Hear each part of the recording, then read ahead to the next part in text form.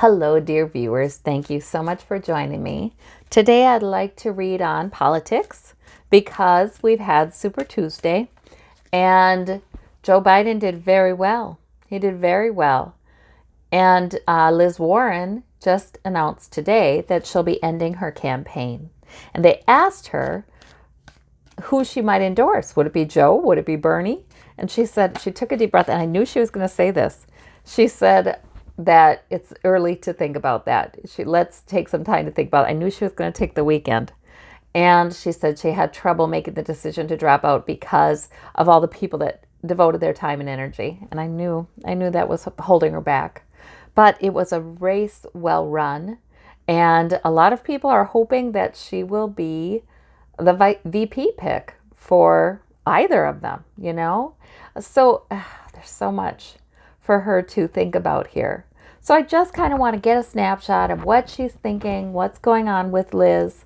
I like her so well. I think she would have made, but then I like, there are so many good candidates this year, and we do need to unite around whoever is coming. Have you guys seen the latest Randy Rainbow song? Who is Randy Rainbow? Is so funny. He is hilarious.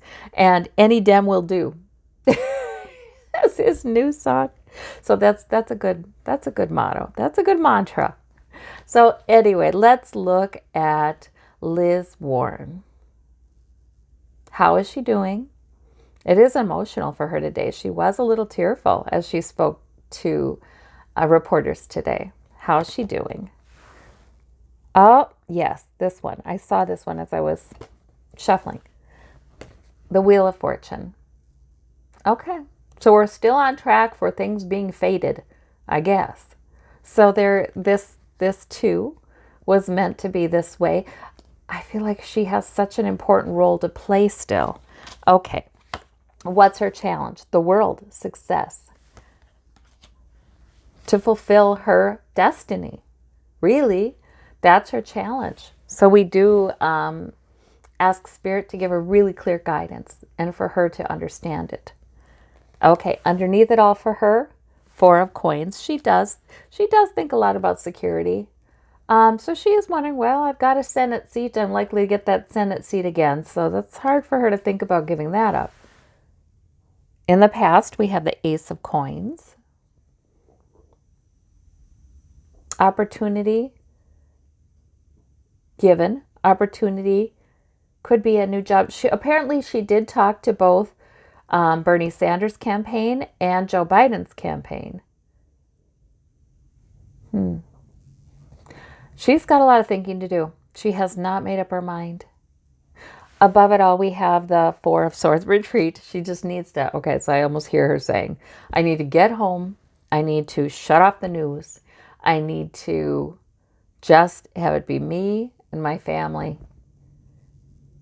And she is quite independent. She wants to take some time just to herself, too, to get clear on what's meaningful to her and how best to do that, how best to serve those goals. So that's what she's doing. She really is.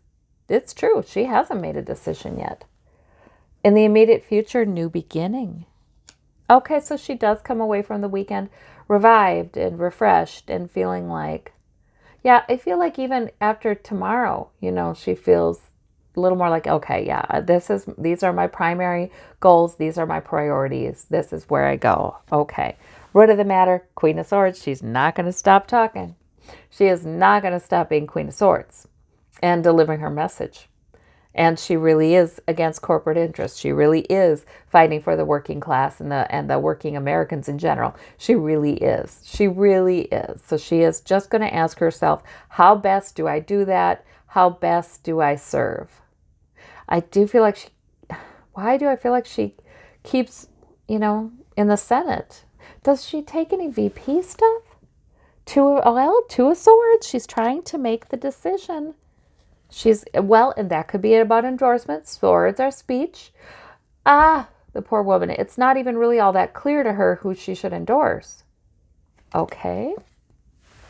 2 of Coins. She is thinking about security of her position in politics. She wants to stay in politics. She wants to continue to do good in that arena. She feels like that's her destiny. That's what she's supposed to do.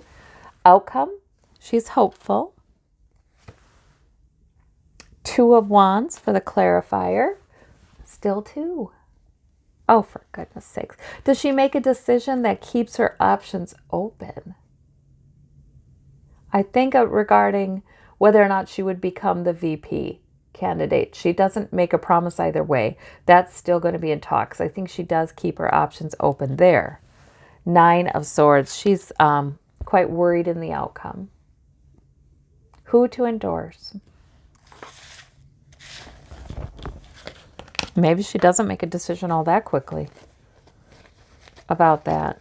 I feel like she comes out of this weekend feeling a lot more solid about who she is and where she's going, a lot better about serving in the Senate. Spirit, would she be VP? Page of Wands. She's going to look into it. The two lovers with the devil card. It bedevils her because she doesn't know if she'd want to tie herself. She doesn't know if she'd want to tie herself to either Biden or Bernie. She does not like the idea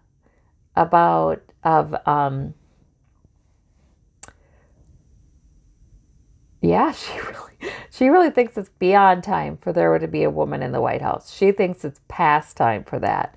And she does kind of have a problem with, do I just be this man's helpmeet? She does. She has a problem with that. She's like, I don't know about that.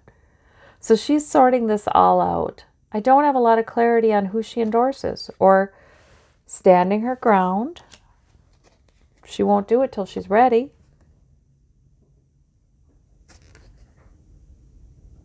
Seven of Coins. She doesn't want to upset her own voters. If she endorses Biden, then how much, she's got to look into that. How many of her own voters would have a problem with that? If she endorses Bernie, how many of her own voters would have a problem with that? Right now, at this point in time, she wishes she didn't have to endorse anybody, kind of. She really does. She might take a little while to do that. I don't feel clarity for her on that. The VP, she kind of bristles at it. The thought that, that they're talking about, well, maybe she'd be this one's VP or that one's VP, as if she would naturally jump at it. She kind of bristles at that, I feel like. She's like, wait a minute. For one thing, we should be on this sexism stuff. We should be beyond that. Hillary should have been president already. She's kind of, she doesn't want anybody to assume that she would jump at the opportunity to be somebody's VP. So that's interesting. So that's what's going on with her right now. That's what I got, you guys. I don't know if I've got a clear feeling about who she would endorse. Bernie, see, Two of Swords. What's she going to say about each of them? Does she have to endorse one? Oh my gosh, she wants to think about this. Okay. All right. Well, there we go. We'll see. We'll see what happens next week. She's going to have to take a stance. I feel like she knows she's going to have to. So we'll see. We'll see what's going on with Liz. All right.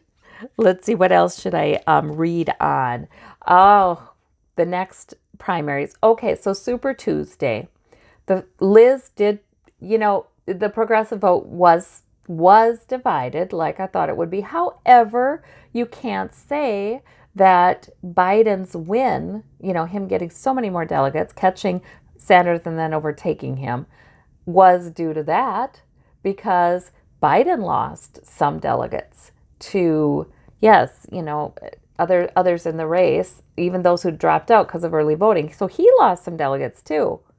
So you can't really say that, because when you add up the numbers, even if Bernie had gotten all of the ones Liz had gotten, I don't think he'd make the same number of delegates as Biden. I think I was doing the math and going, well, so this feels like a repeat of 2016 in a lot of ways, doesn't it? Same kind of scenario, with Clinton being the more middle of the road candidate and Bernie being, much more far left, perceived as that. And he it came so close. But yet, even if you did the math back then, you couldn't, I believe you couldn't say that Bernie should have had more delegates, even if you considered that even if all the delegates would have voted according to the majority in their districts, right? So he still wouldn't have quite got it. So, I mean, there were some awfully weird counts during that election. I remember where the popular support was clearly behind Bernie, and then the superdelegate voted for Hillary. There was that. So there we go. But, there was some of that. However, even when you figured that into account, I don't think Bernie got it. So we're kind of at the same place, aren't we? Where, okay, do the majority of the American people, they want a candidate that feels like that it would be business as usual. It would be sort of a return to how things were before Trump. 3 of Cups. I think so. Security loving kind of victory. King of Swords. Oh. So there are a lot of people thinking, okay, I'm just going to vote with my logic and not my heart with that King of Swords. And so there were those who would like to vote for Bernie, but they did indeed decide that Biden was more likely to win, and they voted for Biden. So that did happen. And I don't know, that's all a question up in the air. What kind of candidate would be more successful against Trump? That's all an unknown question. But the perception that people had was important. Okay. And we have the Chariot. Okay, so there was a feeling like, okay, whichever one gets in is going to pull us forward. And this one goes this way and this one goes a little bit that way. But either way, they're going to pull us both forward. So that's, the feeling of that. So, I mean, it's sort of like they're not even so concerned about the specific politics of each Democratic candidate so much as they are making sure one wins. So that really is true. Yep. They want to see him on the throne. Let me tell you, there's that King of Rods again. So those factors are all coming into play. So does it look more likely it's going to be Biden then? Well, they're working on it. Day in, day out. Steady work in both campaigns. In other words, don't call it over till it's over. So we still have primaries to go. We still have plenty of states. Don't call it over till it's over. Okay, so it's not really that. Look at that. 2 of coins. Nope. It's still not decided, you guys. I woke up, and I saw all the results and everything, and I thought, oh gosh, it's going to be Biden. It's going to be our candidate. And like I said, I'm going to support whoever, because I think also we have to remember that it's not just the presidential candidate, who would be their VP. And frankly, for these men who are getting older, and both of them have certain health issues, who the VP is could be very consequential. So there's that too. So I'm not going to worry about it. But I'm going to vote. I'm going to encourage people to vote, but I'm not going to worry about it. So we don't know. Biden or Bernie, they look 2 of coins. They're both working at it. Their campaigns are working steadily at it till the end, and they will. Anything else, Spirit, about the 2? 7 of coins. They're looking at how much money they have for campaigning. So how much dollars they have will make a difference. All right? They're locked in the race together. The devil. Locked in it. The Magician. Okay. Again, I feel like destiny has a guiding hand here. I do. I feel like what we're going through, all of the twists and turns of this are quite consequential. And we'll see later. We'll know later how consequential they were. All right. Well, Spirit, what else should we know? I do still have this feeling, you guys, of hopefulness. I do. The politicians are getting to know the American public better through this election cycle. Oh my gosh, did you guys see that? Shuffled and shuffled and shuffled. Wheel of Fortune again. I mean, what we do is very important, don't get me wrong. But sometimes the hand of destiny pushes a certain outcome more. So I just have this sense of pervasive hopefulness for our nation. And I trust that. I trust that.